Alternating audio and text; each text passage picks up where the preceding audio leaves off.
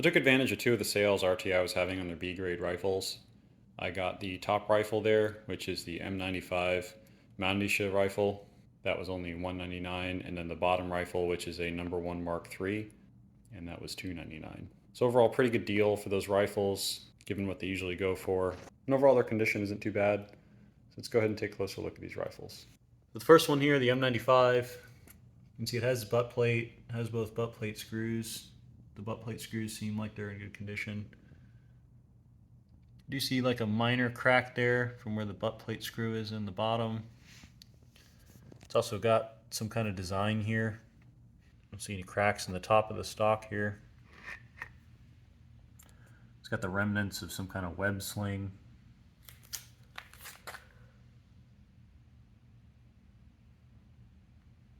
You can see a lot of the finish is worn off, and there's a bit of surface pitting on the magazine here. It does have all the screws.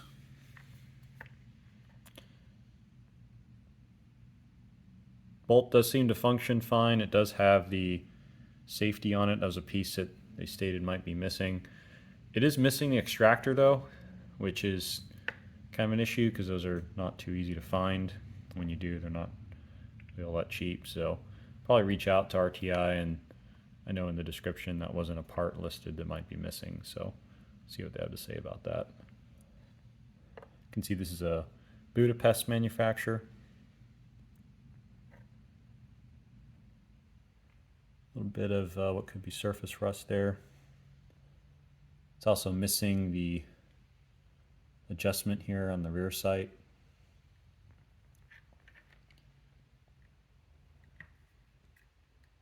You can see the front band there, and it looks like the sling swivel here got broken.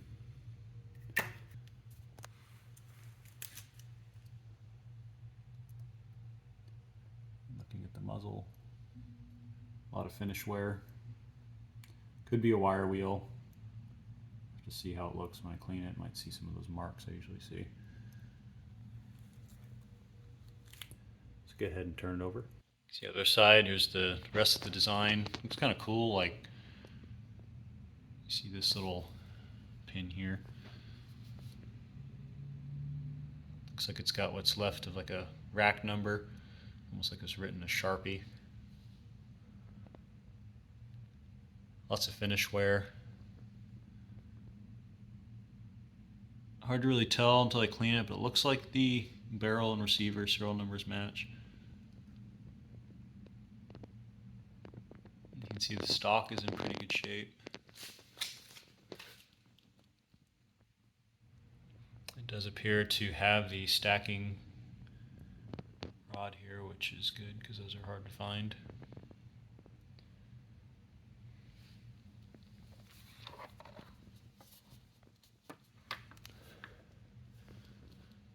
Looking at the underside of the stock, looks pretty nice.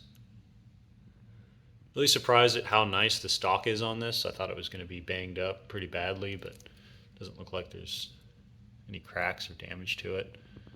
The magazine doesn't look like it's bent or dinged either. So overall, the M95 looks pretty good. I think for $199, that's a pretty good deal. I'll have to get an extractor, but the rest of the rifle looks complete. Just needs to be cleaned out. I'll see how it looks underneath the wood here. Moving on to the number 1 Mark III. It does have a steel butt plate. I'm not really sure if that was a thing or not, but maybe you can tell me in the comments. I haven't seen many of those. Definitely doesn't have the screws that should come with it.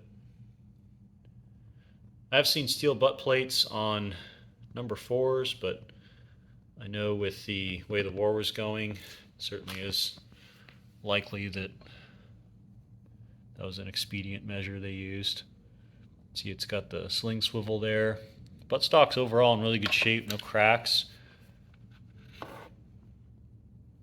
No damage to the wrist. Does look like it has a bit of pitting here on the bolt. And the firing pin wasn't screwed in all the way, so it's kind of sticking in a bit. see here, this is a GRI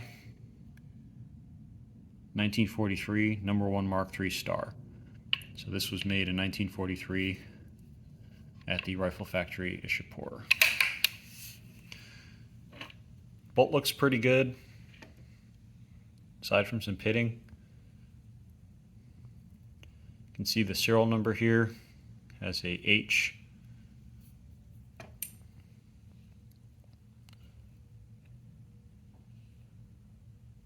Stock looks like it's in pretty good shape. It's not missing any of the pieces that you normally see. It is missing the front sling swivel as well as the screw here that helps keep the forestock on. Should be able to pull those off of one of my drill purpose rifles though. And you can see here the nose cap. It does have the holes in the top ears here, kind of like the way the Australians did it. See, there's a bit more protrusion of the barrel here than usual, but I've seen that on a lot of the Indian-made Enfields. Look at the other side of the buttstock. Also looks pretty good. Should clean up pretty nicely. Looks like a little dent here. A pretty decent dent, actually. You can see the import mark there on the side of the receiver.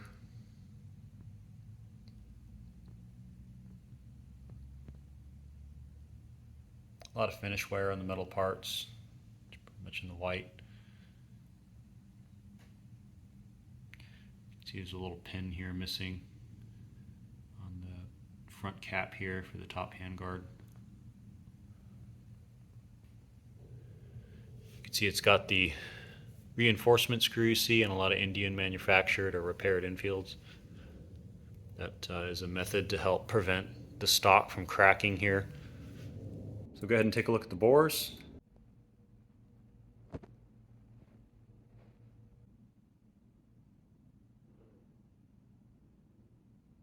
You can see the bore for the Enfield looks really nice, especially for a B grade. It should clean up really well. The bore on the M95 looks like it's about fair. We'll see how it cleans up, but it looks like there's some wear on the bore, especially towards the muzzle. So overall, I'd say these both were a pretty good deal. I mean, for the price that I paid for them, it's really hard to find these kind of rifles at that price anymore. So I definitely say go for it if it's something you're interested in. I'll post a follow-on video to this when I clean these up. I'll do a video for each of these rifles. Should be fun projects as the wintertime approaches, and I'll have a little bit more time at home to work on these. I have a few more projects coming up. I still have that post-range video I got to do for my 74, as well as a video of completing a build of a Martini Henry Mark II with a new mid stock. If you'd like to be notified of those videos, feel free to subscribe. If you like this video, feel free to like it. And if you have any questions about these rifles, feel free to drop them in the comments. And as always, thanks for watching.